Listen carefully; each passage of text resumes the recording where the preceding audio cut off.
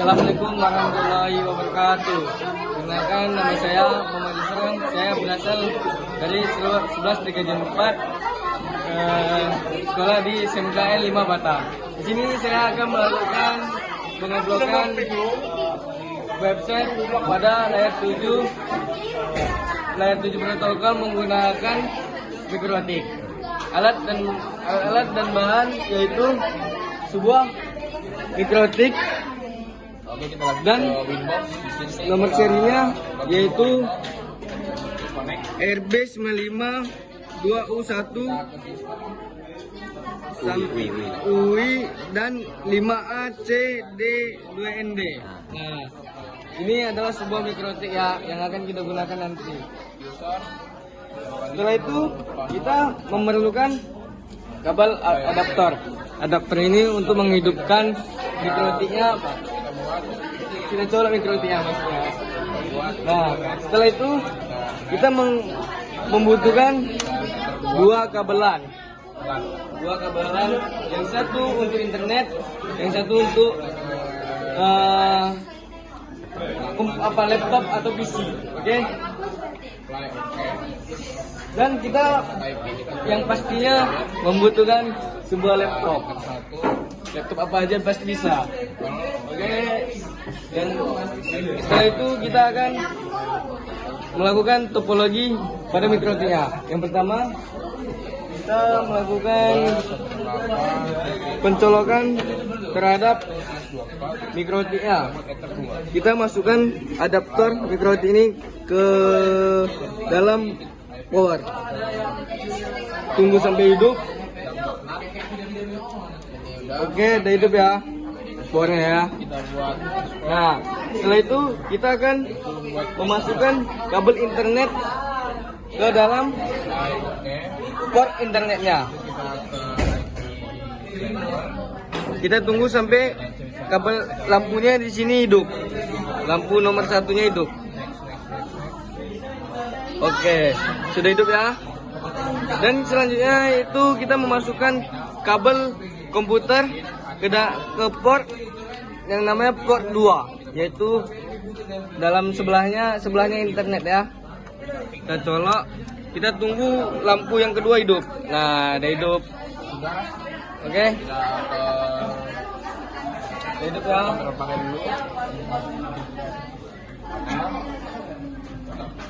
Hidup ya. Oke, itu saja. Oke, langsung saja kita buka Wimbox-nya. Ini tampilan pertama Wimbox-nya, kita masuk dulu, klik connect.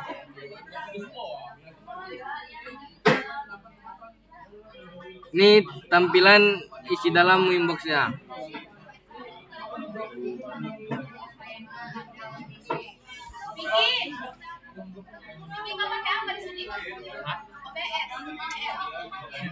Setelah itu selanjutnya kita ke sistem dulu, kita ke identity, kita ganti nama mikrotiknya ini dengan nama kita sendiri. Kita apply, kita oke. Terus ke sistem lagi, ke users, kita klik admin ini 2 kali. Kita ke password, kita akan mengkasih mikrotiknya ini dengan password supaya tidak bisa dimasukkan oleh orang lain. Kita kasih passwordnya yang gampang-gampang saja. Apply oke. Kalau ada tanda seperti ini, kita okekan saja. Kita silang.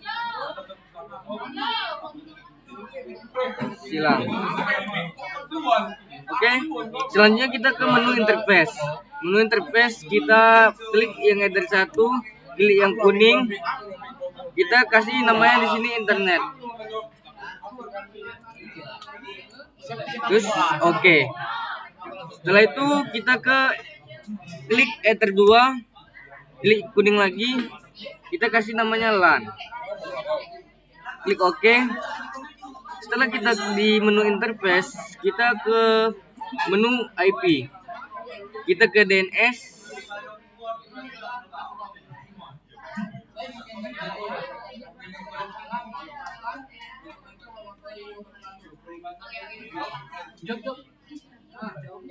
DNS kita isi DNS-nya dengan 8.8.8.8. Kita apply, kita oke. Setelah itu kita ke menu IP lagi, kita ke DHCP client, terus kita ke klik tambah plus biru ini, kita langsung apply saja, kita oke. Setelah DHCP client, kita masuk lagi ke menu IP, kita ke menu address, kita masukin addressnya, yaitu 192.168.10.1/24. Interface-nya kita kasih ke header 2, kita apply, kita oke. Setelah ke address, kita masuk lagi ke menu IP-nya, kita ke firewall, kita ke filter ke NAT, ke NAT, terus klik tanda plus biru ini, kita ke advance, kita ke general,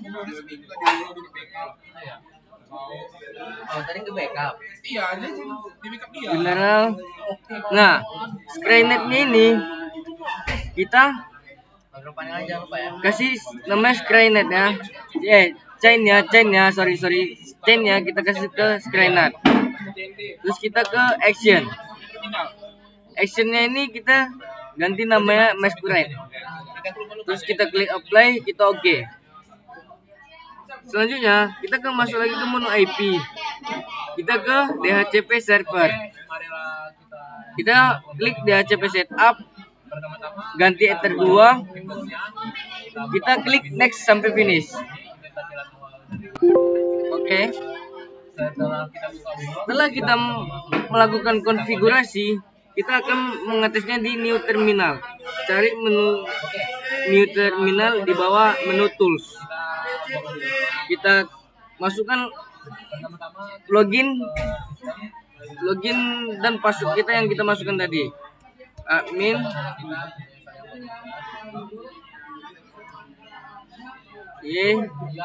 Q. Nah, di sini kita akan mengetiknya ping 8.8.8.8. Kita enter. Oke. Di sini sudah TTL. Kita akan mencobanya di command prompt atau CMD. Sebelum kita melakukan pengepingan di CMD, kita masuk dulu ke control panel. Masuk ke control panel, kita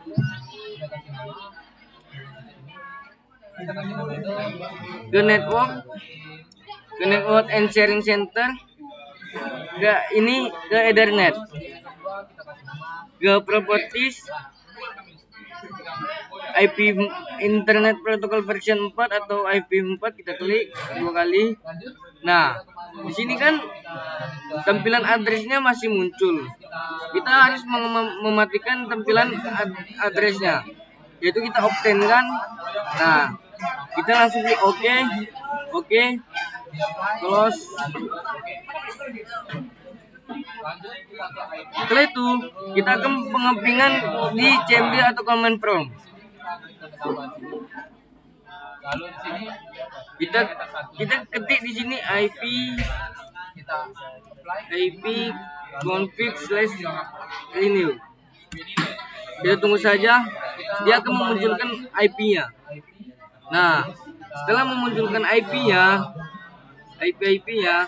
di sini kita melakukan langkah, yaitu berhasil atau tidak pengepingan yang terjadi, pengepingan yang kita lakukan sebelumnya.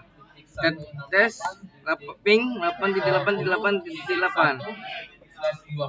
Kita klik enter.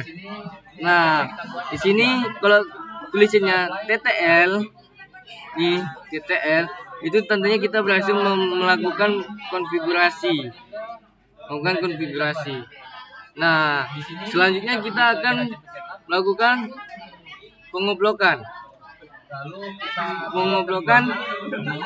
layer 7.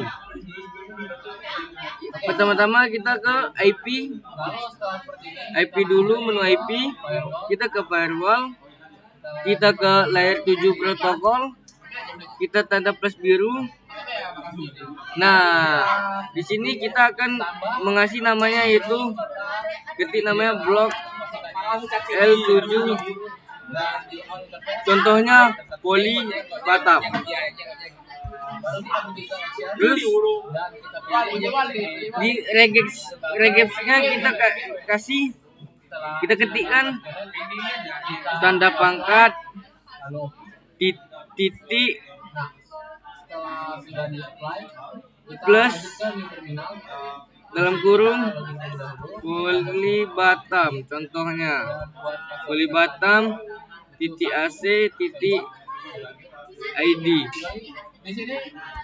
dalam kurung titik bintang dolar. Oke. Terus kita klik ke komen. Klik komen, kita masukkan seperti yang namanya yang di atas blok L7 Poly Batam. Oke, kita klik OK, kita apply, kita OK. Setelah itu kita masuk ke filter rules, kita klik tambah biru, kita ke general.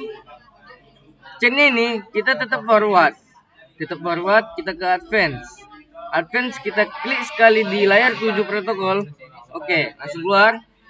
Kita ke action, dan action ini kita ganti drop. Oke, drop ya. Langsung saja kita apply, kita oke. Nah, di sini setelah itu kita akan melakukan pengecekan, pengoblokan yang kita lakukan. Kita masuk dulu ke Chrome, kita klik Poly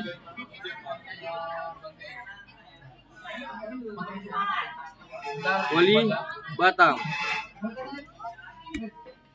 Nah, di sini akan saya jelaskan.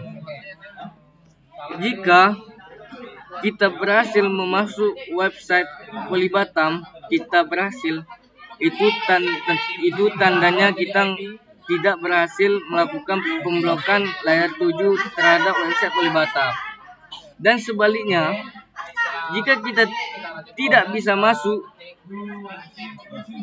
atau sama sekali tidak bisa masuk ke dalam website Poly Batam ini, itu artinya kita tandanya berhasil melakukan pengoblokan terhadap website Poly Batam ini. Dan kita selanjutnya kita cek langsung, kita klik Poly Batam.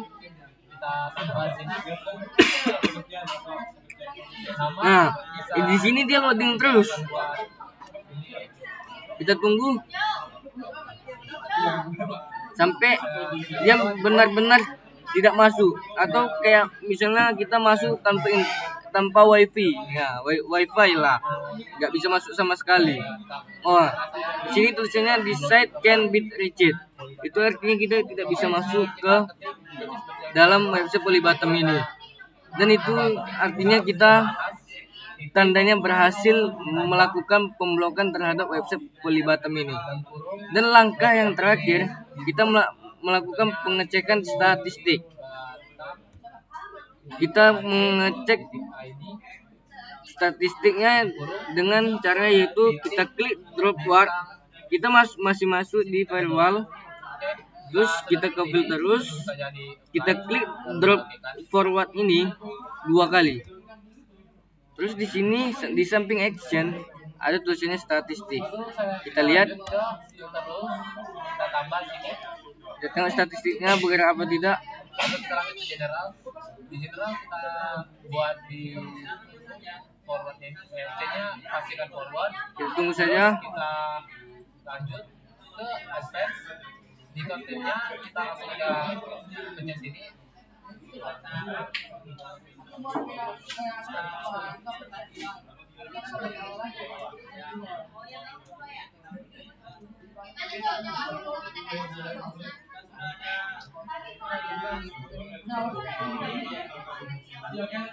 Nah, di sini kita berhasil melakukan pemblokan layar 7 terhadap website Kuli Batam. Sekian dari saya. Wassalamualaikum warahmatullahi wabarakatuh.